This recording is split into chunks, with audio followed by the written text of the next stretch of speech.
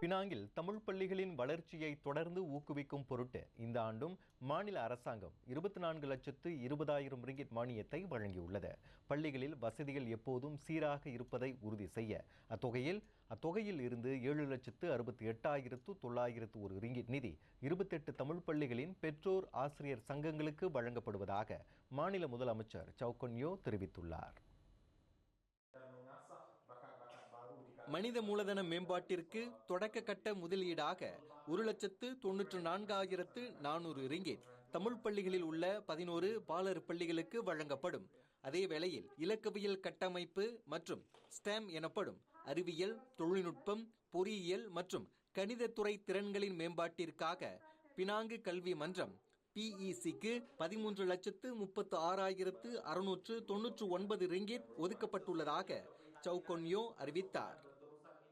Serta 120,000 kepada 3 pusat pendidikan penjabi dengan pecahan sebanyak 40,000 setiap satu.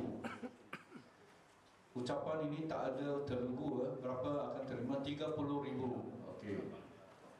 Sebagai bukti komitmen kita terhadap keterangkuman dan keadilan sosial dalam sektor pendidikan.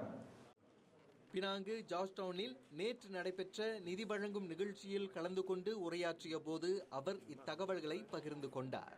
மற்றொரு நிலவரத்தில் அனைத்து தமிழ் பள்ளிகளுக்கும் இலவச மேசைகள் மற்றும் நாற்காலிகள் வழங்குவது உட்பட பல புதிய முயற்சிகள் இந்த ஒதுக்கீட்டின் வழி மேற்கொள்ளப்படும் என்று டத்துஸ்ரீ S. சுந்தரராஜு தெரிவித்தார்.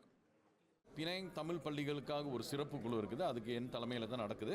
எனக்கு துணைத் தலைவராக இன்ஃப்ராஸ்ட்ரக்சர் இவர் பார்த்துக்கிறாரு. என்னோட YB குமரேசன் இருக்காரு. பிள்ளைங்க ஸ்போர்ட்ஸ் ரீதியாக உள்ள சம்மந்தப்பட்ட விஷயங்களை அவர் பார்த்துக்கிறாரு. YB லிங்கேஷ் இன்னைக்கு வர முடியலை. அவர் எஜுகேஷன் பார்த்துக்கிறாரு. நல்ல ஒரு டீம் இருக்கும் பினாங் மாநிலத்தில். நல்ல ஒரு அரசாங்கம் உண்டு. இந்த மாநிலத்தில் வருஷம் எங்களுக்கு 24.2 லட்சம் பணம் கொடுக்குறாங்க. இதே போல் வருகின்ற காலத்தில் மற்ற மொழிகள் தேவைப்பட்டாலும் இந்திய ரீதியாக கண்டிப்பாக நாங்கள் செய்கிறதுக்கு ரெடியாக இருக்கிறோம். மேலும் மாநிலத்தில் உள்ள 28 தமிழ் பள்ளிகளிலும் வழிபாட்டு இடங்கள் அமைப்பதை பினாங்கு தமிழ் பள்ளிகளுக்கான சிறப்பு செயற்குழு இலக்காக கொண்டுள்ளதாகவும் 4 பள்ளிகள் ஏற்கனவே இதை நடைமுறைப்படுத்தி உள்ளதாகவும் அவர் குறிப்பிட்டார்.